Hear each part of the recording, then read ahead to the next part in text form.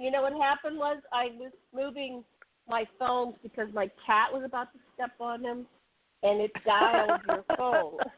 That's funny. That's funny. Oh, what's that noise? Kitty, that was a kitty call. Sorry about that. Kitty, oh, that's cute. That's you know, cute. they love it when I'm on the radio, and they like to come and get right in my face. What are you doing? Yeah. That's doing? exactly. Yeah. I had to put my kitty in the other room. It stopped meowing. But you know, the new age How apparently is your kitty started. doing? Great. It's getting bigger with longer spikes. It grabs hold of me with its spikes and climbs up my arm. Yeah, y'all have to do that. Yeah, no. bigger one. Yeah. Oh, it's hard to tell it no because it's learning it. No, I'm not a tree, kitty. I'm not a tree. I'm not a tree. Well, let's look at how we were during the New Age movement. I'm going to look at New Age on Britannica. It says New Age movement because a lot of the kids talk about love and light in, the New Age and offered. They weren't using that word. They weren't using that word back in the 70s. No, they used esoterics and occult. I'll tell you when it began. Freemasonry, Rosicrucian. The New Age movement began with hair, and they said this is the dawning of the age of Aquarius. And Sasha Sort Y was part of the producers of hair in Los Angeles. So. So that's the connection. They were involved with the New Age movement, and that was what the New Age movement was.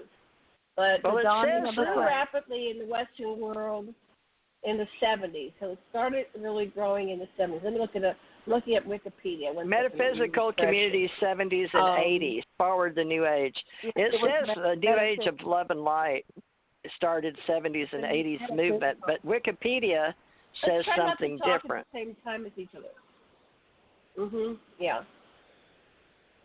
So Wikipedia says something different. 1970 to 2000.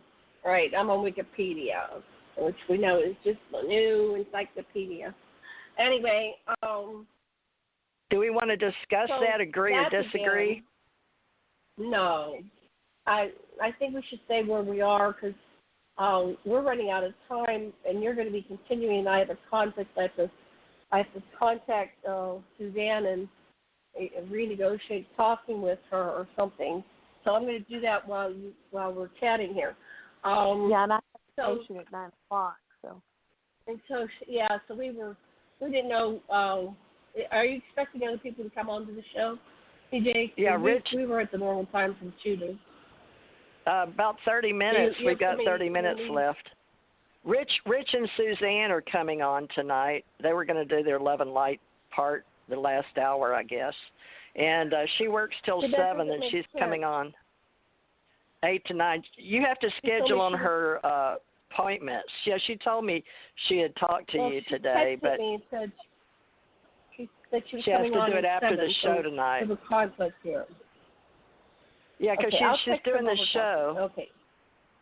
Yeah, 8 to 10. Her and her husband are doing tonight, and supposed to come and talk because I had James Tolley, but you told me to move him, so I did. So you wanted to talk with Karen, and so I had Suzanne and them come on the second hour. I thought. Okay, so let's go back. Karen wanted to do Love and Light. Back to topic. We are doing Love and Light. We're doing New Age. Well, that's New Age consciousness movement. And spirituality. So when you contacted with extraterrestrials, TJ and Karen and me, our contact was not these dark forces. You know how the modern UFO movement is like, they're all demons. But my contact has been very positive, even with reptilians. And you apparently, Teresa, never met reptilians. Karen and I have. No. So your first contact, we've gone into that. Now, when you were with your first husband, and he's working at NASA, did you have any contact with extraterrestrials that he was aware of? Did you have No, I never told him anything. No, because Janet, his father worked for Grumman and he worked for NASA, and other than they believed in him, but they weren't allowed to talk about him. But he was in the room when they had aliens go over.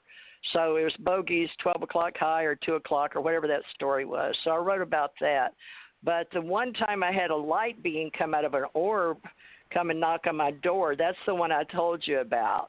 But he didn't know about that. That's when you and I were listening to Catherine Kuhlman on, TV and stuff, and she was real spiritual. But that's all I can remember about spiritual. And then that man came and knocked on my door, and that's when I was about the time before I had Lauren. When I had her, she was created when man walked on the moon, because Steve was working a lot at NASA at night. But she was born April 3rd, 1970. So you see, I was pregnant during that 69, last part of 69. But a man came to visit me. I was seeing Bernard Rosenbaum, who worked for TRW across the street. Him and Kathy Rosenbaum had 2 boys, Matthew and Timothy, and they wanted a little girl really bad. But they lived right there in front of me, and he worked for TRW and drove a blue Thunderbird. And I had a man come up in a gold, man knocked on my door, and he said, "I want to have a baby with you." And then when I didn't understand what was going on, and I followed him out the door, and he disappeared in a gold, or like the bright sun. It was almost like another dimension, but I call it an orb because it blinded me. So I don't know how to explain that, because I don't know if there's any words for that, if you know what I mean. But he came back later because I was really worried, because I'd had like a placenta previa or something. I had a blood clot where I looked like I lost a baby. But he came back by to say the baby was okay, so I always considered I must have had I don't know if this is true or not, but it goes with that John Mack abduction stuff or something. I never felt I was abducted because I was conscious. But the way I describe it is a man came and knocked on my door. He came back and took the baby back. He said I was worried at 2.5 or 3 months, but here's the way I put it in my mind. Now this is now, not then. Then I was just a teenager, in between Angie and Lauren. So you know how the way we talk about, like I was I relate to Taken. Allie Clark, the little girl, Allie Clark, and Steven Spielberg did that story. I related to that because when I was little, I had so many operations, so I went under with anesthesia, and then I died in the 2nd grade. So I thought this was part of my extraterrestrial initiation, because at 4, I went up on a spacecraft and didn't want to come back down. So that was conscious. I wasn't abducted. I consciously fell asleep and, I could see myself on the ground. So that was my first out-of-body experience. But at that age, I had some ET visiting me and teaching me things, and Mother couldn't see them at 4. Remember that story where I told you I consciously knew Mother couldn't see my invisible being? So we have that. So I thought it was part of that group, extraterrestrials, because I seem to always have been conscious of extraterrestrials in my life. But we're not supposed to talk about it, especially around NASA people. So that goes back to the boyfriend thing, right? Because you're not allowed. Well, that doesn't mean it didn't happen. It just means we didn't talk about it. Well, I also think, to add something, I also think that a lot of us have more going on than what we even know, and they're continually wiping it away. I wonder if that's true, because I had a lot of times missing time, but I was conscious, but I'd be conscious of, I still remember one time at the townhouse, I was with one guy standing in the window. I'm not going to mention names, but he was a husband, okay, but I've had several folks. We were missing like an hour and a half or 2, and then when I wanted to get out of there in pictures, it was like where you knock things off the wall. It's the energy. My husband said I did it. He said I had telekinesis or something, especially if I got mad. But when we walked out, I knew I didn't make the merry-go-round spin, and there was nobody there. We went by the dark playground where we were living, townhouses, but they'd have, places for the kids. And the kids weren't with me at the time. They were with Steve and up in Peoria, Illinois or somewhere. But it spun around. But you know how you start learning about the extraterrestrials, your family off planet, those on the planet, and then the times that come and go interdimensionally. So I have these orb people that saved me in the second grade in orbs, and so I related it to orb people in the Wizard of Oz.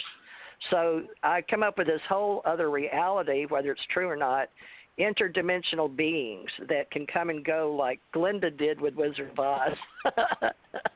So I don't know how to explain it. Yeah. But let me say one thing.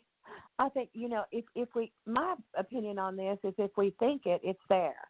So I think that's true. I think if it wasn't true, we wouldn't be thinking it, because we live on and have interactions with multidimensional parts of ourselves all the time. I think they're with us right this minute. And for all we know, we could be on a ship and watching ourselves take the test down here in this Earth 3D consciousness. I'm not saying it's so, but who knows? Well, that sort of goes with the multi-world theory, right? And then the multi-dimensions. And now in quantum physics, we're finally getting there. We know that some of the universes spin backwards, so we're just getting into that. But they used to not talk about that even 2 or 3 years ago. We knew planets, some of them spin backwards. Mm-hmm. But now, if you listen to the World Science Festival with that Brian Greene, I think it was Brian Greene, they're just now starting to talk about the theories. They can't prove them, but they've known, like NASA, Hubble, now the universe is spinning, so they're going to work on that, working on how to talk about it. So that's why I like to use the word metaphysics instead of New Age. I think if you use the word New Age, I think it makes a lot of people. Of course, the Age of Aquarius is beautiful, but I mean, as far as just the words New Age, it touches on a lot of religionists, and they get scared and judgmental.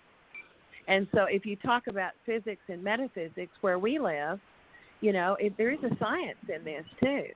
But I get the feeling a lot of times when I'm with you guys that we have a lot of friendly beings that are watching us do this, and who knows what it is. And I think we're multidimensionalizing this very thing at this moment, because you have a lot of charisma, energy, TJ. It's a beautiful energy field. And when you come in there, it's like somebody comes in with you that we can't feel. That's what I feel. I think it's beautiful. Well, thank you. I like your energy, too. And Janet, what? Thank you. I have a question. A couple of weeks ago, we had a person on our show that was talking about the moon landing didn't happen, right? One of those never moon landing. It wasn't on my show. By Stanley Kubrick. No, I had one. So you were saying previously that you were in there in the control room when they were reporting about ETs following them, right? You said something about. Something about the ETs. Oh yeah. So I know what happened, but prove to this man that the moonwalk was real. Because he's listening to he's listening to conspiracy theories, and that was based on Kubrick being in hype, and he wanted to sell the story. You got to go listen to all the stories and the people that lived during the time versus the people that only believe hearsay.